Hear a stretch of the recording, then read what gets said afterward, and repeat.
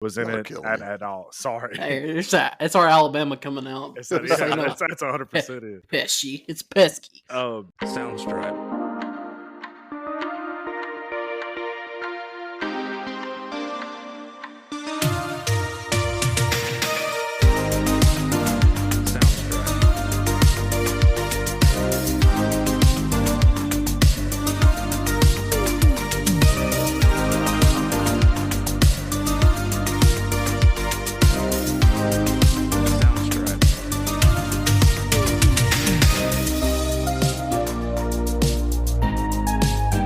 Welcome into another episode of Blockbusters, a classic movie podcast where if you're like us and you miss the days of packed movie theaters and movie stores, and this is the podcast for you.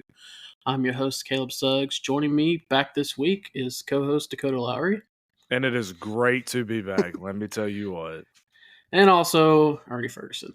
Caleb, go home and get your freaking shine box. And this week we are doing the gangster movie 1990s Goodfellas. This was Dakota's pick. And Absolutely was. No matter what Ernie says, I had no influence in this pick. We need to Okay. do a De Niro movie. How about doing a De Niro movie? That was Dakota that said that. I brought that up. That I was the one who Dakota. said I we never had said done a Robert anything De Niro about. movie. I never said anything about doing a De Niro movie. This is not the Goodfellas movie you're looking for. If I was doing Jedi mind tricks, if I was picking a Robert De Niro movie, there's probably 5 movies at least I would pick before I pick this one. So really, if I'm being honest here, this was a little bit of a panic pick because when I picked this movie, I was standing. Where was I standing at? outside of looking at a busted pipe, I'm weren't trying you? Yes, deep in a ditch. I was on the side of Indian Hills Road looking at a fire hydrant that was spewing water everywhere, and I was like, man, I didn't really need to be on my phone at the time that I was texting y'all anyways. But I was sitting there and I was like, man, what movie I needed to pick, and that was the first movie that came to my mind, standing on the side of the road. So All right, Dakota, that's how we ended up where we're at. From here on out, your emergency film needs to be Forrest Gump. That way we get the disgusted Caleb look like we just got one, so I mentioned that too. So Get it out early here. We're only whenever 2 minutes in. All right. So minutes what will happen is that because we already know what we're going to do next week, so I haven't got the text message from Caleb that says, "What's your list of movies you want to do?" So when he sends you that text message, every single time Forrest Gump needs to be, and I may need to put Forrest Gump on my list every time he asks us. Forrest Gump is going to be on our list. Yeah, but any movie you put on your list, I know that we're not doing. That's 100% true right there. So when's my next pick? January 8th? Watch, we're going to do Forrest Gump, and I'm going to give it a much better score than you think I'm going to give it. Hey, I tell you what, Sugsy's got the pressure put on him because he's got the first pick of the new year. And the 25th episode, too. And the 25th episode, yeah. I'm going to do something like Look Howard. at you, 25th episode of 2025. Howard the Duck. Let's go. Just roll. That's good with me. But this week is Goodfellas. And, we've done, I don't know what it is. Something about gangster movies. It's just something that Americans seem to love. And we've done one, I guess, already. We did New Jack City. And there's different types of gangster movies. There's New Jack City that we did. Would you really consider like what was the other one with Kevin Spacey?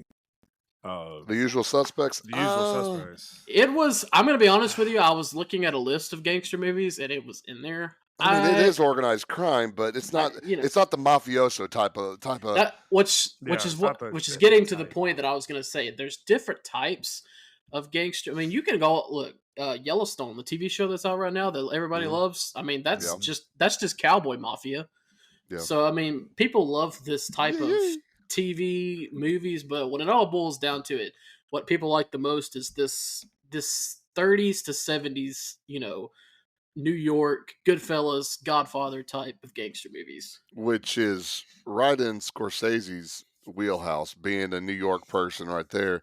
I mean, because you look at all the movies that he's done, the ones that he's really knocked out of the ballpark are all based in New York. And you can tell he has a love affair with the city, So that's, I mean, and I knew that Scorsese and De Niro had done a lot of movies together, but you're talking about Mean Street 73, Taxi Driver 76, New York 77, Raging Bull 80, Kings of Comedy 82, Goodfellas 90, Cape Fear 91, Casino 95, The Irishman in 2019, and then The Killers of the Flower Moon in 2023.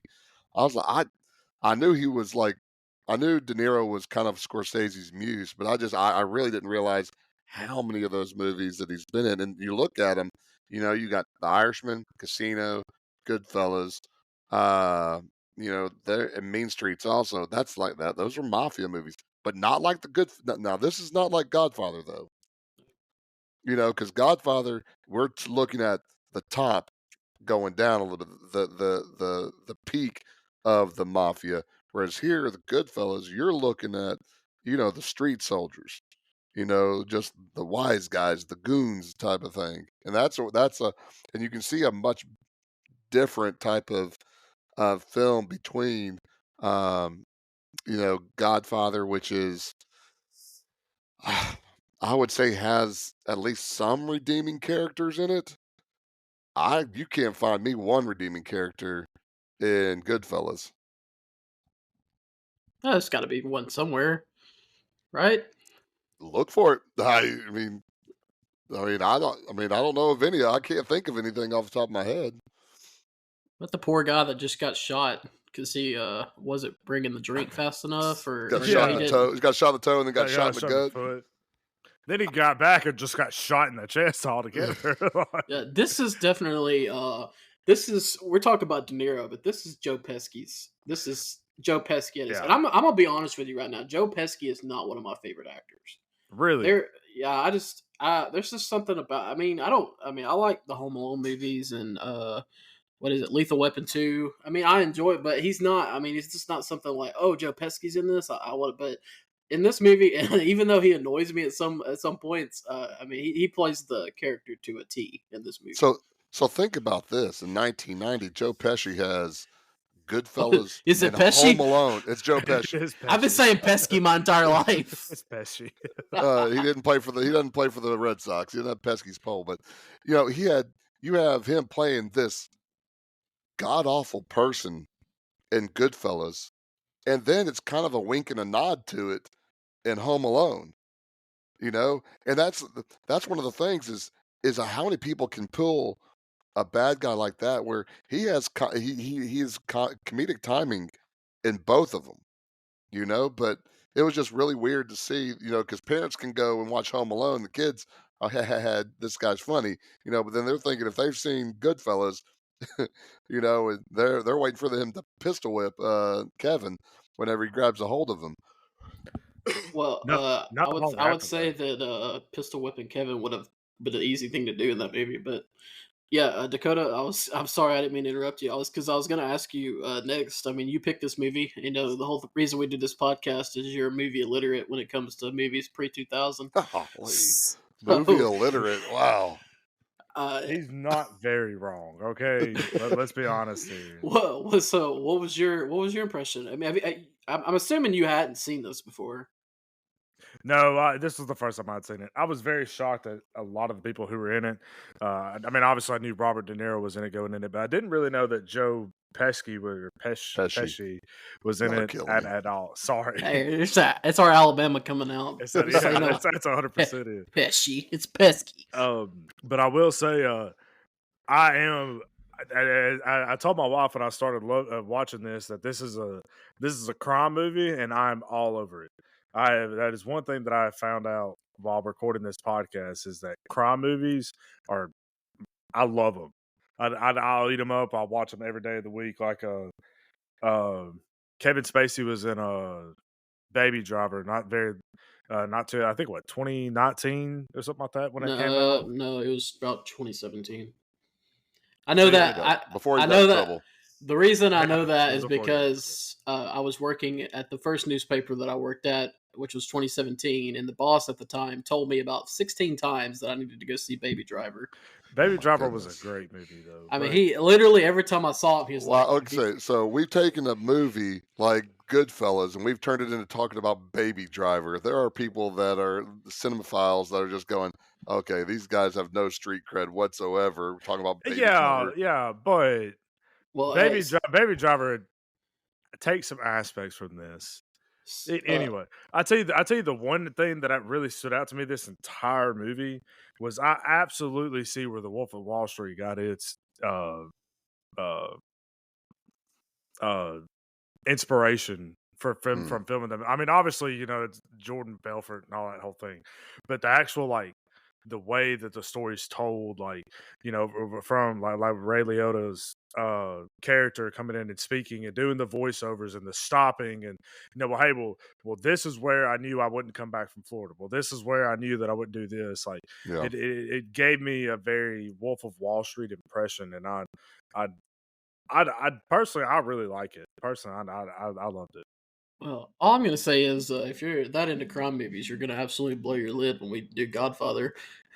But Yeah, the only reason I didn't put Godfather on my list for this week was simply because it's a 3-hour movie, and I'm so hesitant to. oh, is it just 3 hours? I'm not gonna lie. The first time I saw Godfather was with a friend. We were just hanging out at his house, and we're watching the movie, and he's like, "Hey, do you want to go get something to eat?" And I'm like, "Well, the movie's about over. We'll wait to the end, and then we'll go." And he pauses it. It was like halfway through, and I was like, "Okay, I guess we're going to get something to eat now." Yep. Oh, Funny but enough, I did that same thing when my wife and I went to see Wicked. Because Wicked I did not know was a 2-hour and 40-minute movie, and I was like, "Yeah, we can go watch it. I'll be home by 10 o'clock. I've got some homework due at midnight." And here we are at 11:15 pulling in the driveway because of Wicked, and I'm like, "Oh Lord."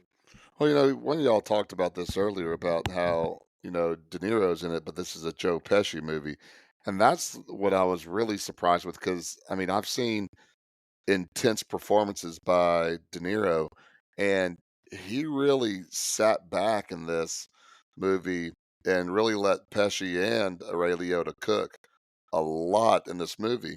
But then also just kind of doing the research for this, that like he was wanting to know how Jimmy literally drank his coffee and drank his drinks, like how he held it with his cup. So I mean, so this sounds like he was a lot like he was trying to be just like Jimmy. Whereas like when we look at Joe Pesci's characters are Joe Pesci characters. They look like they sound like Joe Pesci. But I mean, Pesci wins the Academy Award for best Supporting actor. supporting actor in this. And I tell you what, we've talked about this in other podcasts too. I can't think of a single person that you put in that role of Pesci of Tommy other than Pesci because Mm-hmm. he's so loud, he's so brash. I mean, you can see the progression of people talking to him from Henry's character. Oh, I'm funny. You think I'm funny? Then to Spider. Whenever he with the drinks and stuff like that, to where you got Billy Bats also, where he just pistol whips him. Um, but just the whole entire they do a good job of there's nothing redeemable about Tommy's character at all because he makes that big deal when him and Henry are in the car waiting for the Cabana to burn, you know, talking about how the Jewish girl is racist against Italians, but yet when he has one of his side hustle girls, whatever, talking about how she would kiss Sammy Davis Jr., and he started making the comments about, basically kissing the black man, and again, there is nothing redeemable about him, and it's really kind of, they do a good job with that. I meant to say this earlier. uh, Joe Pesci, they kind of did the same thing in My Cousin Vinny. That 2 years after this, where they kind of bring him in as the bad guy, but he kind of rides that line of is he a good guy, is he a bad guy type of thing in the whole movie. But you're right, he absolutely plays himself in every movie he's in. Yeah, And but I mean, but this one is so. I mean, golly, it's so good when he loses his temper all the time, and then and we'll get to it also, but the scene with Scorsese's mother or his mother, and after they just beat the you know what out of Billy Bats, they got him in the trunk and they show up at the house and she's cooking pasta for him at 2 o'clock in the morning. You know, uh, we can't go through a Scorsese movie without talking about how many times the F word was dropped in this movie Oh too. Lord. Only 300. Unlike The Wolf of Wall Street, which was 500 plus, and Casino, which was 400 plus times. I mean, just again, Joe Pesci in that same shine scene, you know, he says mutter, that's one thing, and then he follows it up with a mutt. I just thought that again of just funny iterations of the word, again. But Oh, that again, that there were over 300 uses of the F word, and Joe Pesci used 150 of them at minimum in this movie. in irony, Samuel L. Jackson didn't use it once. Of course, he wasn't in the movie very long. He wasn't. I'll be honestly, first time I realized that was Samuel L. Jackson. I knew I recognized the guy from somewhere, but I didn't take the time to look it up, and I just now realized it was Samuel L. Jackson. Well, that's like Jurassic Park. It's hard to recognize him because he was scrawny Oh yeah. both those times. But one thing also about this movie is the music in it. Like when Jimmy has his killing rampage and they have the piano exit of Layla by Cream, or I don't know if it's Derek and Dominoes or if it's Clapton. But that whole entire when the roast beef family has been killed in the pink Cadillac, and they just go through the whole entire scene of all the people that were involved in that heist being killed. I mean, the music, and then the helicopter scene when Ray Liotta's driving the car and he's paranoid. The music, they played so many different songs. They changed the songs over and over and over again. I thought I thought Scorsese did a good job, which they talked about how when he was writing the script that he wrote the script with the songs in mind. So not going in and entering the songs into the movie, but like I can't remember what it may have been that scene that we were talking about, or one of the scenes where they had the music playing and the people had to kind of walk in step with stride with the music. So again, and that's the one thing you got a Scorsese film is some of the stuff that he does with the camera probably don't appreciate because I'm not enough. Cinematographer. Yeah, but just some of the fade outs and the steady cams coming in, but the big thing I like though is whenever there was a freeze frame, it was for a reason. Like when his dad is whooping his tail with the belt, or when this is the time that they decided that they were going to off Maury. I thought that was an interesting use of the camera also. Well, Goodfellas is a 1990 American biographical gangster film directed by Martin Scorsese, written by Nicholas Pileggi and Scorsese, and produced by Erwin Winkler. It is a film adaptation of Pileggi's 1985 nonfiction book Wise Guy, starring Robert De Niro, Ray Liotta, Joe Pesci, Lorraine Bracco, and Paul Sorvino. The film narrates the rise and fall of mob associate Henry Hill and his friends and family from 1955 to 1980. The movie was released September 19th, 1990. It grossed 47.1 million on a budget of 25 million, so not a huge box office success, but it has a Rotten Tomato score of what is it, Sorry, Tony? I was blanking out there to be Um, honest. It is 94 and a 97 popcorn meter too. And one review aggregator in Rotten Tomatoes calls it arguably the high point of Martin Scorsese's career. The film was nominated for 6 Academy Awards, including Best Picture and Best Director, with Pesci winning for Best Supporting Actor. The film also won 5 awards from the British Academy of Film and Television Arts, including Best Film and Best Director, and was named the year's best film by various critics groups. And that's the thing again, a Scorsese film, you're talking about something that's going to be this is cinema. It's not a movie. What he makes is cinema. It's one of those things where, it's best if you go into the movie theater, sit down and watch it and engross yourself in it, and that's like, they talk about how he had like the best movies in the 70s being Taxi Driver, when somebody said, in the 80s with Raging Bull, and then the 90s with Goodfellas, and then you also have The Departed. Didn't he do The Departed also? Yeah, he did the Departed too. So I mean, one, he's a great filmmaker, probably arguably probably one of the greatest American filmmakers. But two, if you're going to get a gangster movie, I mean, that this is the guy to get because again, you can see, and that's the thing you talk about seeing the influence in Baby Driver or whatever. But I mean, this is the Sopranos is basically the sequel to this because half the people in this movie, are in the Sopranos. And so that's kind of a natural segue because you go from the Godfather, like I said earlier, which is the Kingpin. We're looking at the Kingpin. Then you go to Goodfellas, which we're talking about the lower level workmen.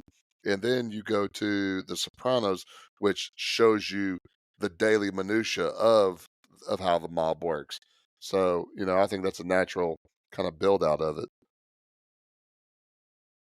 Well, in 1955, Henry Hill becomes enamored by the criminal life and mafia presence in his working class Italian American neighborhood in Brooklyn. He begins working for local capo regime Polly Cicero and his associates Jimmy the Gent Conway, an Irish American truck hijacker and gangster, and Tommy DeVito, a fellow juvenile delinquent. Henry begins as a fence for Jimmy, gradually working his way up to more serious crimes. So the movie starts out. I mean, it kind of goes straight into it. You get Henry and Jimmy and Tommy are in the car driving, and you get something. You kind of they're up to something. They get out and they got the guy dude in the trunk. He's still alive. You see Tommy stab him multiple times, and then Jimmy shoot him. So immediately you're like, okay, we're in the thick of it. This is this, and then we go straight from that to the upbringing of Henry Hill and everything that he. It makes me laugh every time that he says that line. All I ever wanted to be was a gangster. What a what an interesting life goal. I don't ever remember when they asked you in school, what do you want to be when you grow up? Anybody saying gangster, but then again, Yeah, but I mean, kind of think about the way that he perceived it throughout the entire movie, and he even said it there at the end was, "If I wanted it, I took it." Eh, He said, wherever I went, people respected me. I could disrespect the cops and they wouldn't say anything to me. I could rob a store and nobody would come after me. Like, I mean, he basically had a pretty free lifestyle and a pretty free reign to do whatever he wanted to, and he loved it. Well, also, I mean, look at how his life ended. You know, he lived and had all this excess, which is what they wanted, and I don't think they expected to live a long life. And to him, I think, even though he went into witness protection, having a mediocre suburban life was almost like a death sentence for him, Hmm. especially since he had fast cars, fast women, fast money, and all this kind of stuff. So that's this is you see the tragedy of mob life in this. Hmm. Uh, you also yeah, see you also see the tragedy if you were a postman delivering a truancy notice to parents. You get your head stuck in an oven. I, But you were also talking about earlier some of the music and stuff. This whole opening scene where he's voicing over and uh, talking about his life as a kid and everything. I think the song in the background was talking about being a beggar. Are we always going to be a beggar? Are we going to be a beggar for long? The whole thing really stood out to me with the way that Hmm. they played with it and played it into the movie and really kind of showing like, hey, like he is. Uh, what it is like a Italian, some Jewish immigrant. And He was. I thought he that's wasn't what. full blooded No, Italian. he wasn't full blooded because he talked about his mom was Sicilian, but I don't know what his dad was. But he wore a cross, but he pretended to be half Jewish whenever he went on that date with Karen. Karen, yeah, So I don't know what he was. I just know he wasn't full blooded Italian because he couldn't be a made man. yeah. That was the only. But them living in a house with 7 kids and 2 adults, and them playing the end of the song with it. I think like you said, he did a really good job with the music in this film. But you see Ray Liotta's character go from kind of being a lookout to being just doing all these little things to where then he ends up blowing up cars as a kid too. And then he gets pinched selling what cigarettes, which I can't remember what he was doing. But Yeah, when they in selling the the court cigarettes. Yeah. scene, when he doesn't say anything and they get him off, and you got all these old mafioso guys waiting for him after, oh, you got your cherry popped. Oh, you didn't open your mouth. Oh, you're a good kid. I was like, yeah, that's what he wanted right there. Mm-hmm. Let me say this though: is there an is how many well, there's probably is an actor out there, but so let me ask it this way: how many actors can you name that every time they walk on the screen, you're like, oh, that's it. I mean, it's just like it has an impact. Like when De Niro comes on the screen, it just I was like, oh, here we go, it's De Niro. And See, I think Pesci's that way. De Niro is too in a completely different tone because again, De Niro plays things differently. But De Niro, you're right. Him, Al Pacino, someone like that. But the roles that Pesci, even in Lethal Weapon, when he's Leo Getz, I mean, something wild is going to come from him. But from De Niro, something intense. I mean, it's going to be intense. That's why I was I was waiting for that from De Niro in this, but he was really kind of laid back for a lot of different parts. Until what Maury says, no, he wasn't going to pay him. He wants to choke him out with a telephone cord. But uh, but that's what I thought was really really interesting about this whole entire thing is that De Niro really let Liotta and Pesci really really cook in this movie. well, through the 1960s, the three men get into carjacking, stealing cargo trucks out of John F. Kennedy International Airport, and eventually commit the Air France robbery. They spend most of their nights at the Copacabana nightclub, carousing with women. Henry starts dating Karen Friedman, a Jewish woman who is initially troubled by Henry's criminal activities. She is then seduced by Henry's glamorous lifestyle and marries him despite her parents' disapproval. I think there's a scene in here where he's introducing everybody who's in the mob with him, and of course, at first, a lot of their names. I think Polly, and then Tommy Henry, and uh, who was the other one? Jimmy. I Oh, there don't was a remember whole that. bunch. There was a ton, but the one that stood out to me that I loved was Jimmy Two Times because he He said said, everything twice. "Well, you know what? Well, One of the ironic names was, and again, this is I'm repeating what it says. Was it Jimmy the Wop? Which that's like a racist name for an Italian, but yeah, that's what the guy's nickname was. You're like, what? That doesn't make any sense. yeah, I love that they brought this up. Like, she brings it up at the wedding when it's Karen doing the voiceover, or Yeah, what do you call that? Voiceover? I Yeah, guess that's what you voiceover. Yeah, call it. yeah, it's a voiceover. So, because I had wrote down, I was like, is there like how famous is the name Polly in Italy? Because or is that just a movie thing where there seems like there's always a Polly, and then she get to the wedding and she's doing the voiceover, and she's like half of them were named Polly. And the other half are named Peter or whatever well, it was. Catholic family. You got you got Paul and Peter, are both saints Hmm. right there. So yeah, you're going to get a lot of that. And but Marie, all but the women with something Marie. I love this with Karen because I mean, obviously, this movie is the whole upbringing of Henry and you get everything, every single aspect of the gangster life. But they could have just done that with Henry. But I love bringing in Karen because, well, obviously they have to bring her in because this is a biographical film. But when you bring in Karen, I mean, that's kind of the big thing, right? Like, how do the family that's not involved in the crime feel about this? And that's Mm. always something. I mean, that's just such a big thing. I think when I think about gangster movies, like, and you see it in other gangster movies, and you kind of see, so you see, she's troubled with it, but Wikipedia does a pretty good job, uh, stating what happens. She's seduced by the lifestyle, Oh, like, she was turned on Oh, when he yeah. pistol whipped that one guy.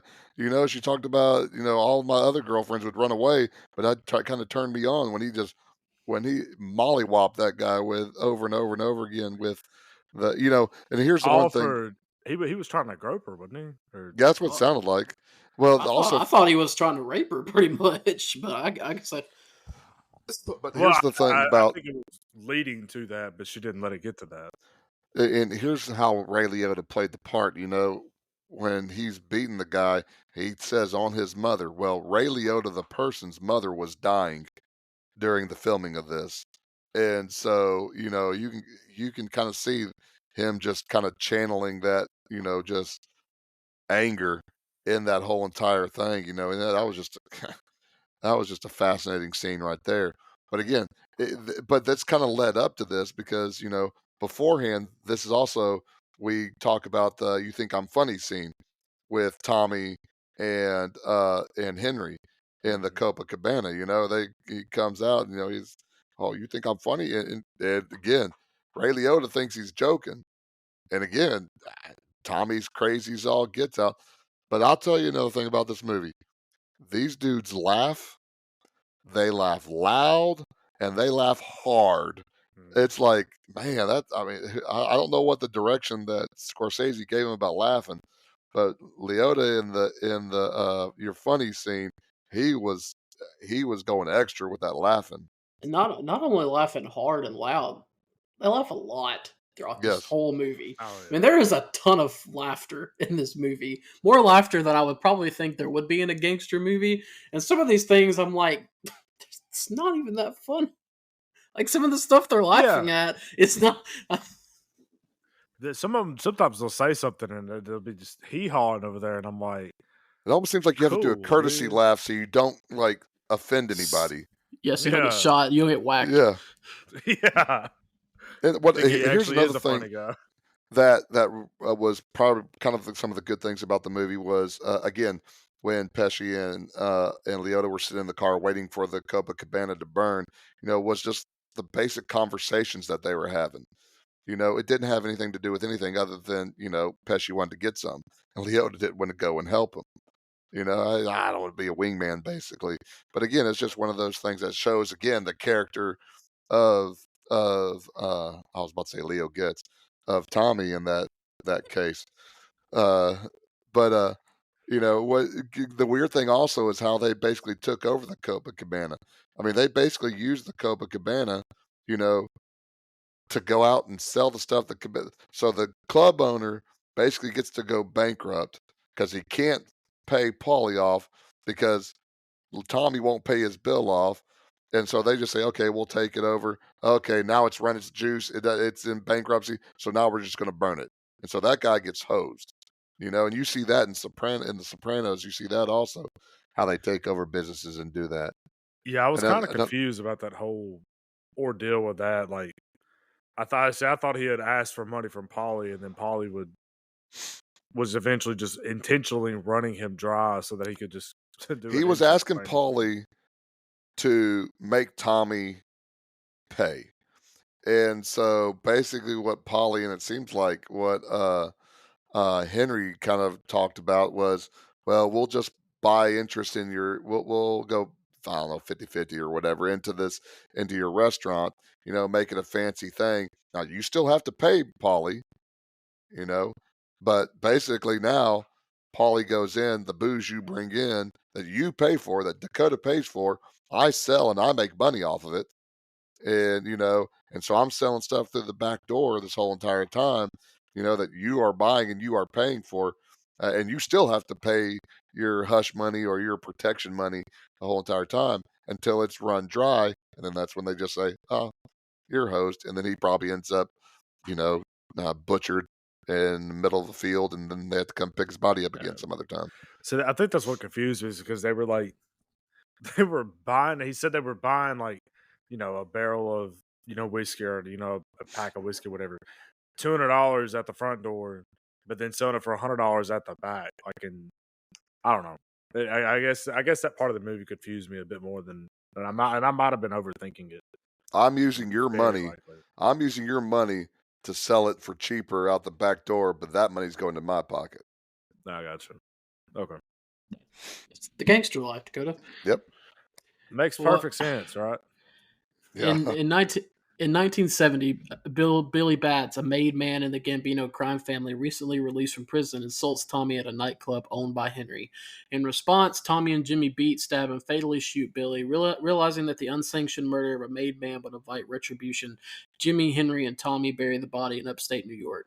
6 months later, Jimmy learns that the burial site is slated for development, prompting them to exhume and relocate the decomposing corpse. So this is kind of the turning point in the movie. Yeah. So first of all, at this point, De Niro really hasn't been in the movie a lot. I mean, No. he's just so, and He's this been is kind he's been background characters. What he's yeah. been. So Yeah. this is when he comes to the forefront. So there's a lot of things that happen. First off, you see, this kind of thing. You see, Henry's cool. Like Henry loves the gangster life, but he's not really into like the killing part of it. And that's No. kind of where you Mhm. see that in. But another thing, you get to see the relationship between Tommy and Jimmy really coming to the forefront here. And I think Jimmy and Henry have a close relationship too. But Tommy, means a lot more to Jimmy. And so, I mean, you get this fact. I mean, they go after a made man just because he insults Tommy, and Jimmy's all on board. I mean, Just a little bit. Just a Jimmy, little. You insulted him just a little bit. Jimmy. I mean, Jimmy knows for a fact what murdering a made man means, but I mean, he doesn't hesitate. Well, and now that you just said this, it makes sense to me why he's putting his eggs in the Tommy basket, because Tommy can be a made man. Henry Mhm. can't, and Jimmy can't. So he needs Tommy. He needs to help Tommy cover this body up and kick the guy also while Tommy's beating him with the pistol whipping him, because that's why he was so excited, like when Tommy was going to be a made man. And that's why, and Jimmy, if nothing, Jimmy's smart and he knows which way the wind blows to follow that. I'll tell you, there was a. I I know this is kind of not really off subject, but when they were sitting at his mother's house, and they're sitting around talking, um, she looks at, as I think she looks at Jimmy and says, "Has he showed you my painting?" And then she just pulls the painting out from under the table like she had it there the whole time.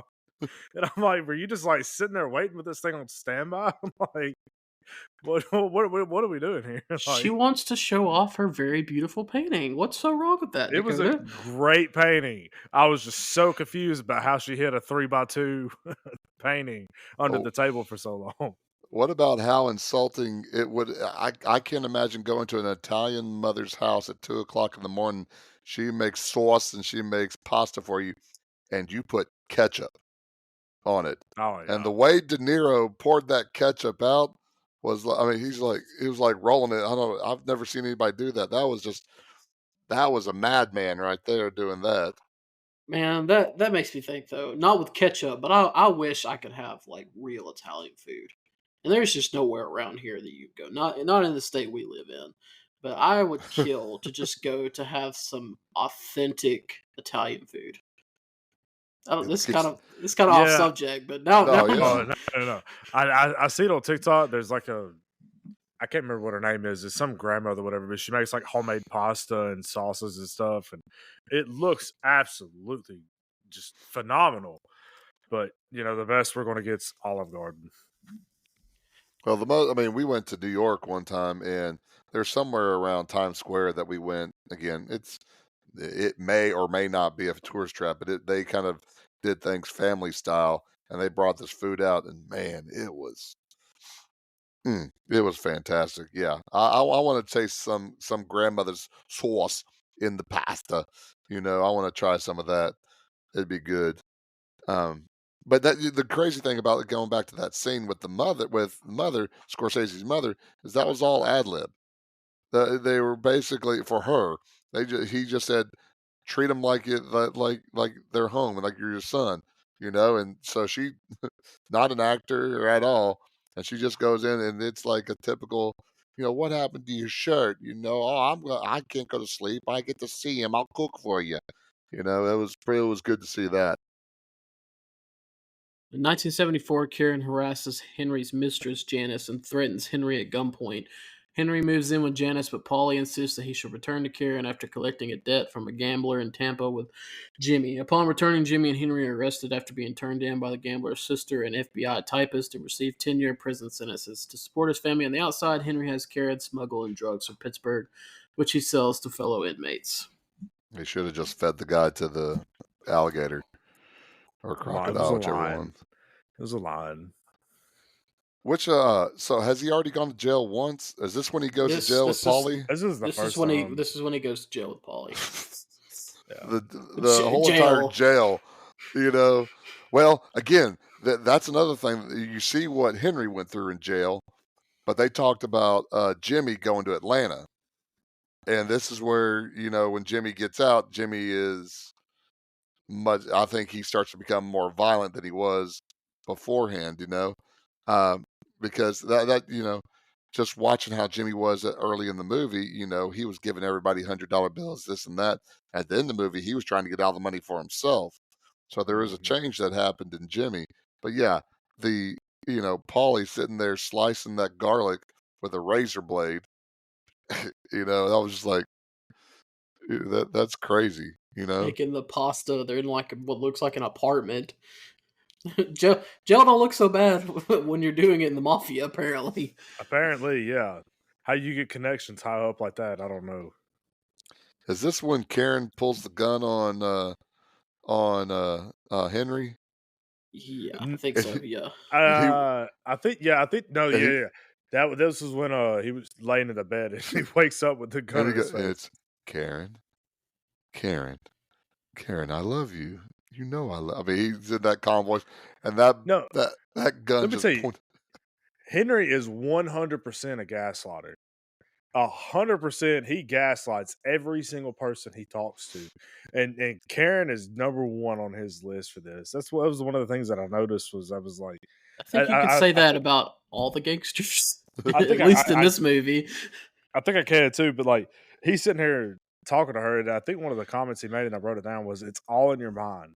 Like it's all in your mind. It's all fake. It's not real. And I'm like, all right, no, dude, it's 100% real. It made me laugh that when he's first starting to cheat on Karen, he's kind of like bringing, like, I stay over a few nights a week. Karen doesn't really ask questions. like it's no big deal. And then the Jimmy and Paulie come in. They're coming in to tell him he's got to go back to Karen. But before they do, they come in and they're like kissing the mistress, like, "Hey, how you doing, sweetheart?" Oh, because the club on Friday nights was for the girlfriends. It kind of reminds me of the Friends episode where Joey's dad was cheating on his mom, and Joey's trying to get them back together, and the mom was like, "No, he's finally nice to me, and he's happy, so let him have his mistress, and I'll just pretend not to know." But yeah, she went nuts. I mean, she was banging the first girlfriend was just like curled up on the couch, was nervous about it all, and that's just I can't. I mean, I have a hard enough time keeping track of or making sure that I don't make my wife mad at me. I can't imagine multiple women trying to make them not mad at you. I mean, I'm not very good at it right now. This is off topic. I was at work the other day, and I was talking to the guys, and I said, "Look, I've convinced one woman to marry me. She's a good woman, and I don't know if I'm going to be able to do that again. So I'm not going to cheat on my wife." And one of the guys said, "Well, you're a pastor, so I hope it would be for moral reasons, but I guess that's a pretty good reason too." I can't fool another woman. The other thing that I thought was crazy was what we take for granted too in airports. Like, she's just the babysitter's walking on the plane with cocaine. Nobody's checking bags or anything like that. That's one of the things we don't even pay attention to. I mean, because it's completely different now. I mean, because everything gets checked here. But back then, the '70s or the '70s at that time, and who knows what you could walk on with. Yeah, that it's a weird concept nowadays, but I think even in the '90s, I don't think that was that far fetched of a concept to get No, away with. You know, like late '90s, it's I don't know, kind of crazy when you actually stop and think about how lax they were about security. They really kind of just treated a plane like it was like another bus or something. yeah, 4 years later, Henry is paroled and expands his cocaine business with Jimmy and Tommy against Polly's orders. Jimmy organizes a crew to raid the what is it called? Lufthansa. Lufthansa vault at JFK Airport, stealing $6 million in cash and jewelry. After some members purchase expensive items against Jimmy's orders and the getaway truck is found by police, he has most of the crew murdered. Only Henry and Tommy are spared, as Henry is making money through his Pittsburgh connection and Tommy is to become a made man. However, in 1975, Tommy is murdered when he arrives at the ceremony, partly as retribution for murdering Bats. So, you've done brought it up. Ernie. I mean, but this is when you get the different side of Jimmy. It's a much different than we got in the first. I mean, he is, they steal that money. I mean, it's $6 million, and you can't go you can't go spend a dime of it. No, I mean, don't get caught. Don't sit there and spend it on wild stuff that's going to catch people's attention. Even after whatever the roast beef guy had the pink Cadillac and the other guy had the fur coat for his wife. Henry sits out there and he goes out and buys a fancy Christmas tree and then buys his wife. I can't remember what some bracelet or watch or something like that. Even though he just saw Jimmy get mad at these guys, but he went on his killing spree after Tommy was killed, didn't he? No, before, because No, Tommy did most of it. Probably Tommy did stacks. That's right. I mean, so let's see. We had the driver, which is Samuel L. Jackson. He got shot with a silencer. You had the roast beef guy and his wife in the pink Cadillac. I can't tell. Well, I think she got shot, and I think he got his throat slit. You had Maury had a knife to the back of the neck. The big nosed guy with the big eyebrows was hung up in a meat trailer. Frozen so hard it took 2 days for him to thaw out. And then Frenchie, the guy that was on Dumb and Dumber, he was in the trash compactor. He was in the trash. I don't know if you remember him. I don't know if y'all have seen Dumb and Dumber. If y'all haven't, that's sad. But he was the guy that was in the dog cart, the dog van with Lloyd and whatever I can't remember what the other guy's name is. But so I mean, they're talking about different ways, and again, and not like what I think even Ray Liotta's character said. Jimmy kept all the money. I wasn't going to ask for the money, because I mean it's Jimmy's money now. That's again. So that's he's leaving. He's smart enough to leave Jimmy alone. Yeah, I feel like what gets lost in this I always forget like the Polly's at the top of all this. And then we get to this scene. We get to right here where we get Polly telling him not to do the drugs, and he does it anyways. And so this is. Oh wait, no. Okay, this is the next paragraph. Go ahead, Dakota. Oh, I was sitting here listening. I didn't have anything to say at the moment. Gosh, me and Ernie always do the talking. I'm giving you a chance to talk, and you don't have nothing to say. Well, no, I mean, yeah, call me. I mean, it's starting to wonder what you add to this podcast, Dakota. I had a lot. Don't you worry about me. This was my pick. We would not be sitting here talking about this movie right now if it wasn't for me. We could have had any other movie. Yeah, like Major League 2 or something like that. That's a timeless classic. No more word. But no, it's like you said. You kind of see I think the crazy come out in Jimmy. I think it's starting to get amplified a little bit more at this point.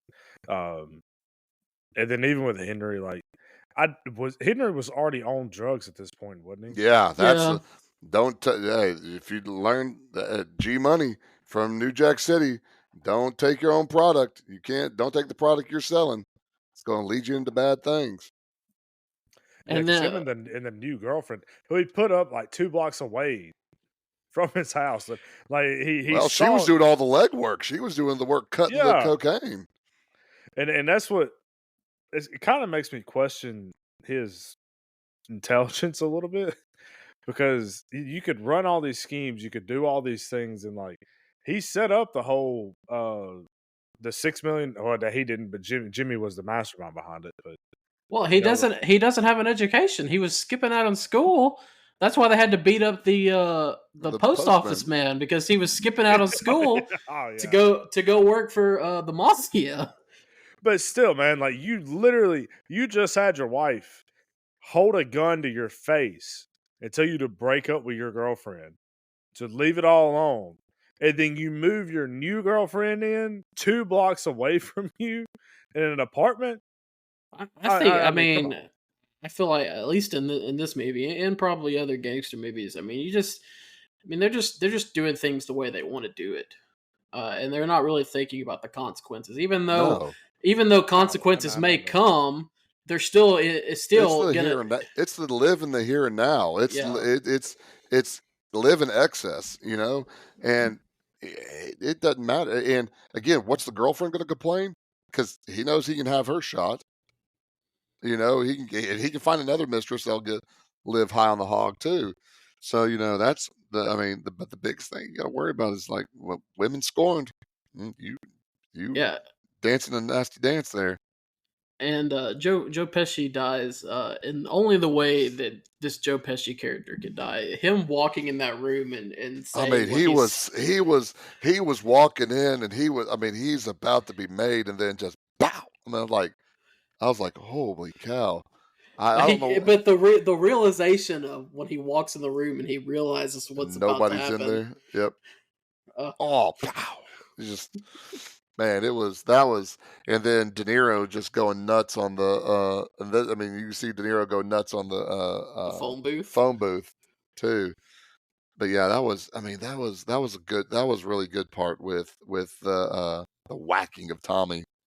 Man, there's just if I'm in this lifestyle, there's just they talk about Henry getting paranoid later, but there's just no way that I'm not looking over my shoulder at all times. Like I'm not walking into a room in front of people. There's no way. It's not happening. Well, That's what the Copacabana owner was talking about. I'm talking to you trying to get money, said, but I got to watch over my shoulder everywhere I go. I'm like, man, and that's not even talking about the police either.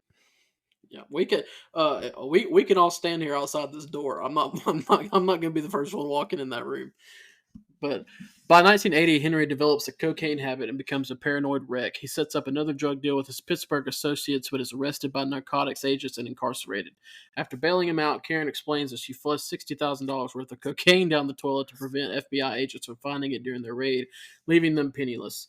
Feeling betrayed by Henry's drug dealing, Polly gives him $3,200, ends their association. Here, Henry meets Jimmy at a diner, is asked to travel on a hit assignment, but the novelty of such a request makes him suspicious. Realizing that Jimmy also plans to have him killed, Henry finally decides to become an informant and enroll with his family into the witness protection program. Henry gives sufficient testimony and evidence in court to have Polly and Jimmy convicted. It moves to a nondescript neighborhood in accordance with the witness protection program. Henry describes his unhappiness in living his exciting and turbulent gangster life, now being condemned to live the rest of his life as a boring average schnook. Man, how is Karen still with him? It does say in the is it the prologue or is it the epilogue? The epilogue. Epilogue. I forget which one's before and after. It does say that she ends up leaving him, but I'm like, how did it take you this long? 25 years. No. Here's my bigger question: how did she convince her parents to put up their house to bail him out? I don't get that. My daughter if this is my daughter, she comes to me, I'm like, closing the door, you figure it out on yourself. I ain't no way I'm selling my house. You say that. But were they taking care of... They didn't sell, they were just using it as a more... They didn't sell it, but... That's what I meant. Because he didn't skip bail, he went straight to the FBI. But like immediately after they got married, he didn't come home.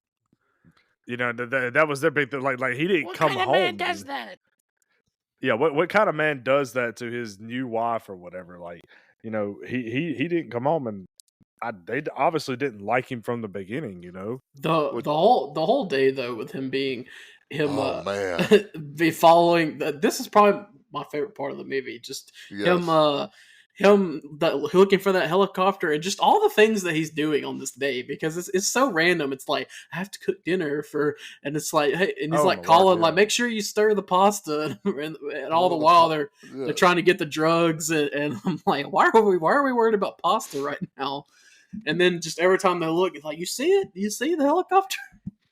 That was you talk about anxiety ridden the whole entire time. Then you get Karen involved in it too, and and when she sees it, it's just like, and that's another thing about this movie is that there aren't a lot of long scenes. They're quick scenes. They cut quick. They keep on going.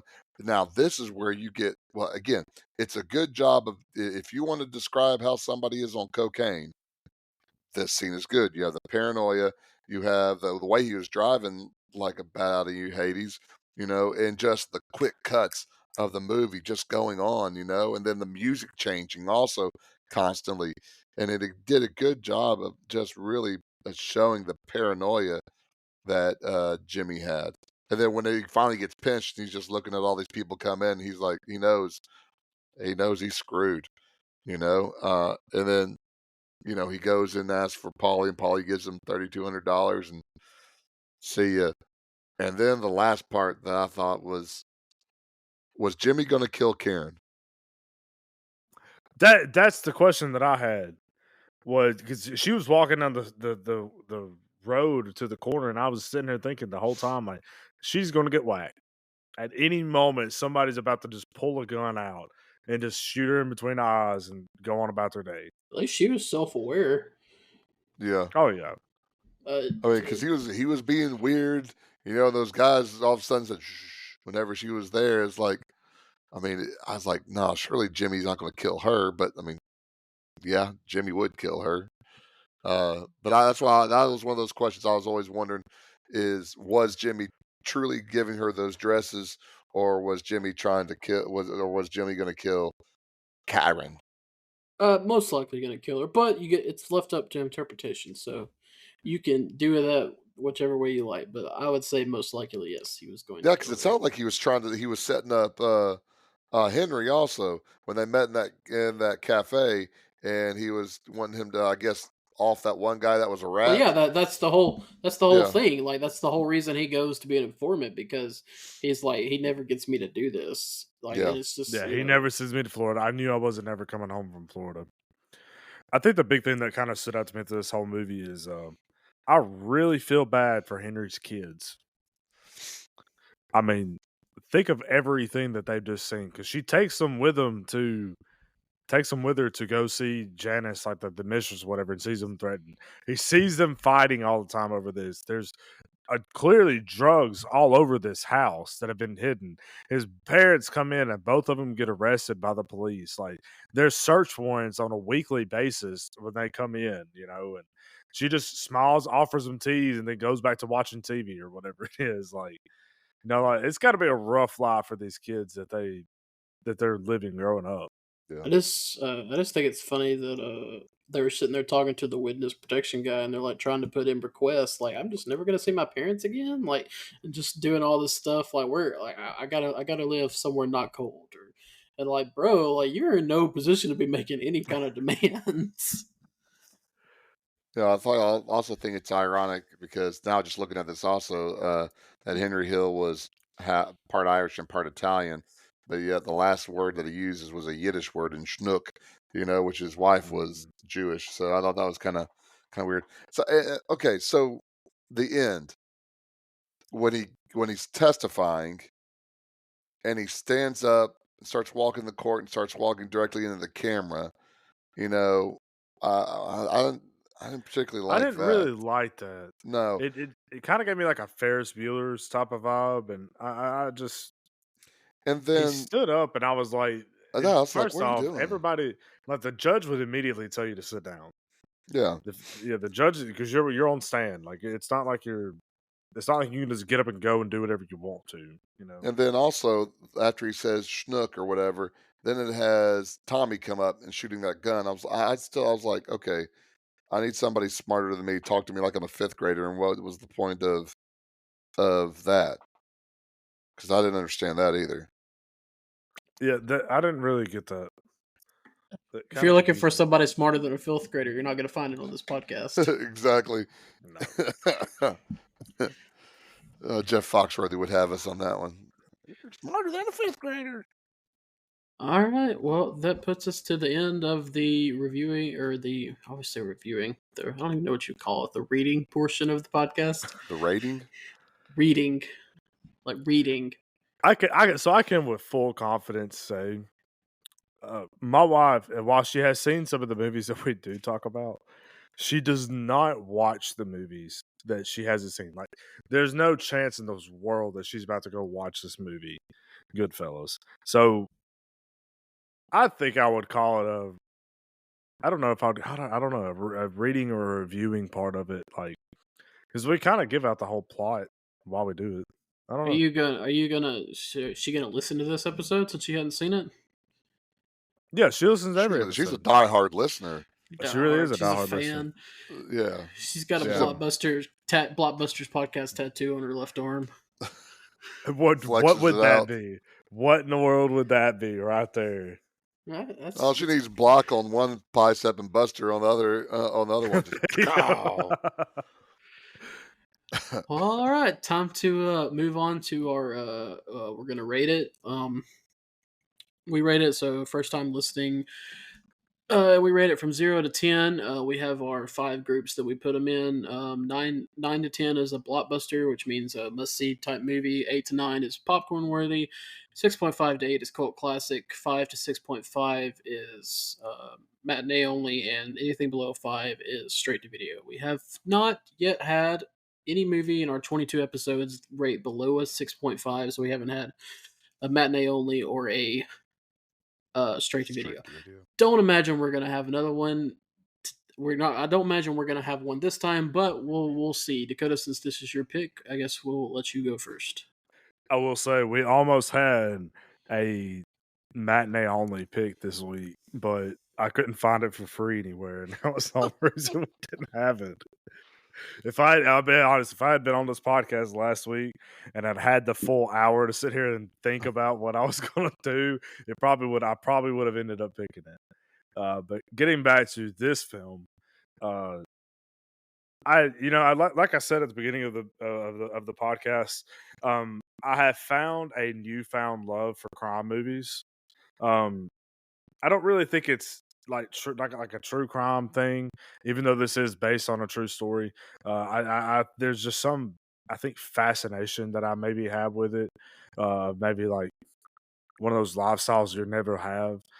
And I think a lot of that stems from the fact, like, if you watch a superhero movie, you know, obviously that's not realistic. We're not going to be Batman. We're not going to drive supercars around New York City and beat up bad guys, but there is realism in this. And I think there's an appreciation that, and I think this movie does a really good job showing that. Like we've mentioned before, the music, the acting, there's just Joe Pesci, Ray Liotta, like I think they all did a really great job in the roles that they were given. And I'll probably end up watching this movie again. I really might sit down, Kamei, and make you watch this movie again with me. So it's a love story. It is a love story. It's just a Rocky love story. You have to actually give a number. That's what we do here. I was stalling there for a second because I'm going back and forth. I think I'm going to give it a 9. Okay, I'm going to give it a 9. Ernie. Ironically, this is the first time I've seen Goodfellas. I did not watch it before. Again, it was not necessarily my cup of tea, and I mean, throughout my life. And Scorsese movies are kind of usually rather on the dark side, which I don't necessarily have a problem with, but I'm not necessarily one for cinematic. I probably lean more towards Blazing Saddles and things of that nature. But in saying that, the acting was great. Again, I still think Joe Pesci, he deserved the Academy Award for this, and just the intensity that De Niro came like under control with, but he got in there. I think Bracco, she did a great job too. That I think that's underrated in this movie also. And then of course Ray Liotta was on fire the whole entire movie. I know it's supposed to be one of the top 10 movies of all times. I think it's good. I don't know if I like it as a top 10 movie, but I still think it's really good. So I'm giving it a 9 also. Yeah, I when I watch this movie, and I'm more like Dakota. I like crime movies and gangster movies too. I love The Godfather and movies like that. When I watch this, it's one of those movies where I feel like I'm supposed to like it more than I do. And I feel like that affects the way that I look at it. But if I'm gonna be honest with you, other than not watching this, I was just ready for it to be over about halfway through. I was kind of bored with it, and but like you said, I mean, I recognize that it is a good movie. I try to be objective in that, and it's got great acting. I mean, You can't throw that out there. All the actors from De Niro to Pesci to Leota are great. So, but unlike you, I'm not going to be objective and give it a high score. Because like I said, the entire time I'm watching it, I'm like, I know this is supposed to be like this amazing movie, but it's not to me. I just don't think it is. And so I'm going to give it an 8. I like that you did that. I wish I would have stuck with guns like that too, because I think I may have overrated it also. There are, in my opinion, if someone asked me what's a gangster movie or what's a Robert De Niro movie, there are several that I would throw out before I would throw out this one. Yeah, I wouldn't really pick this as a Robert De Niro movie. No, either would I. I don't, and that's kind of what. Which is crazy because when you look at the movie poster, he's there front and center. Yeah, he's front and center in it. But I mean, he's the top billed cast on this, isn't he? I mean, that's not unheard of. I mean, you look at the Untouchables. You know, he plays Al Capone in that movie. He's really not in it a ton, but I mean, I guess it's Cape Fear. I think Cape Fear. He is spooky in Cape Fear. But yeah, I kind of agree with you about the Suggs. That I kind of like. I know it's supposed to be this great movie, but I kind of had a lot of times I wasn't just enthralled by it. I wasn't on the edge of my seat. I wasn't like sitting there like, just waiting for the next thing to happen. Don't get me wrong, I was excited to kind of finish the film, but it wasn't like a and I'm not gonna sit here and be like, oh, it just didn't have enough action or something like gangster. Yeah, it had action, that's for sure. Well, but I know what you're talking about though. It's missing something, and I'm not really sure if it's what it is. Gangster. I mean, these type of movies, they can be long, and they can be. I mean, there's a lot of talking, and but that's not what I mean. Because I can sit through The Godfather and watch that and love it, but just something about it, it just doesn't. It doesn't hit like I wanted it to. Mm-hmm. Yeah, I agree with you there. I think I fell into the trap of voting on what I think it should be. I'm not going to change. I'm still going to go with my original, rating. But yeah, I think I fell into that trap when I rated this, because I got that point too where there was times I was like, okay, let's go, come on. But again, I still understand it's a good movie, and that's. I wish I would have leaned more towards your direction than guilt voting. But it is what it is. That's what I was going. I was going back and forth really hard between 8.5 and a 9 because I really couldn't make my mind up. I almost just jumped it up to an 8.25 right then, just because after you gave it a 9, after you were saying things that were kind of the same things I was saying, and then you gave it a 9, I was like, oh, maybe, but I went with 8. Sorry. My original thought was 8.75, but then I started thinking. Then again, that it needs to be this or that. Again, I need to get that out of my head when I do the rating. And that's what what I struggled with was, I know what like you said, I know where it should be, but I know what I wanted to give it. But then I was like, do I split the middle? And I don't. All right. Well, we got two of the very most unconvincing 9s you'll ever hear in your life. Yeah, but a 9 from Ernie, a 9 from Dakota, and 8 from me. That averages out to an 8.6 repeating. Ernie, where does that put us on our list? That is tied for 7th with A Few Good Men. So it's right below Dead Poets Society and right above The Usual Suspects and Raiders of the Lost Ark. But it is tied. Funnily enough, we gave A Few Good Men the exact same scores. What did I give A Few Good Men? 8. That's why I said, the exact same scores. I would, I thought you meant, I just thought you meant D. I get what you're saying. Suggs you. Yeah, he did. Kudos. Yeah, I would rather watch A Few Good Men than this. Yeah. Now that I see that. But all right, so 8.6 repeating, that 7th on our list. If you would like to see our full rankings, you can check out our new website, which is podpage.com/classic blockbusters. Isn't that right, Ernie? Yes. All right, so you can find the link to it on our Facebook page. Yes. Did I post a link on our Facebook page? If not, Okay. it'll be there. Yeah, if not, it'll be there. And you can also check out our Facebook page, Blockbusters, a classic movie podcast. You can also link it in the description of this podcast as well, I think. Can't you? Dakota, quit giving me extra work to do. Our website is podpage.com/classic blockbusters. I trust you. I trust people that listen to it are smarter than we can, and we can find the website so they can too. Thank you again for everybody that's been listening. We really appreciate it. And the next movie. Yeah. Wait, Ernie, please tell the wonderful people that are listening what our next movie will be. Which, by the way, will be coming out on the 25th, which is Christmas. It's on a Wednesday. Normally we post on Thursday, but we will be posting it on Wednesday. And we have a special movie. Ernie, please tell them what it is. Yes, we are going to the Hans Gruber Christmas special. And we are going to go to Nakatomi Tower, and we are going to watch Die Hard. And of course, I guess that means we will be discussing the age-old question, is Die Hard a Christmas movie? I'm sure that will take up a bulk of the podcast. We may never actually get to the actual movie part of the podcast. So here's how next week's going to go, folks. Dakota is going to be the mediator. And Suggs and No, Bird you're not the mediator. You got to come in with a vote, too. Yeah, I've never seen the movie.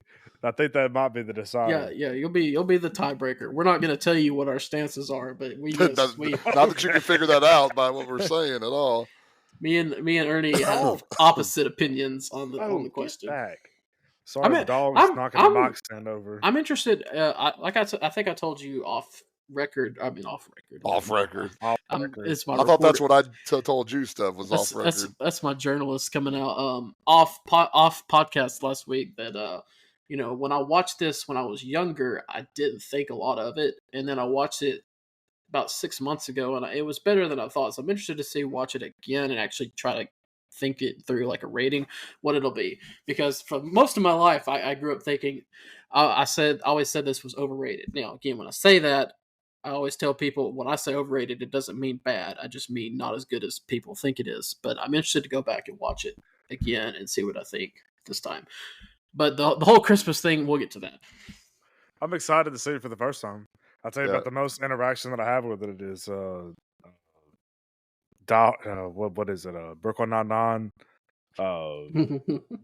Andy Samberg's character on there, where his obsession with Die Hard the entire time. That's about the most interaction I have with Die Hard. I mean, you're talking about we're not gonna. I mean, we're gonna end the show. We're not gonna get too much into it, but you're talking about a movie that really defined a genre. That pretty much for a lot of movies that came afterwards, they take a lot of inspiration from that movie. I mean, it's what Kevin McAllister did to the Wet Bandits in Home Alone. I mean, it is your Christmas action movie. All right, so Die Hard is that will be coming out on Christmas Day, so it'll be on Wednesday and not a Thursday next week. Again, if you want to check our ratings or just find our episodes or anything like that, you can go on our website, podpage.com/classic blockbusters. Anything else to add? Nico Brown is Blade. God. And Caleb discussed. With a second to spare. All right, guys. We'll see you next week. We'll see you at the movies. Merry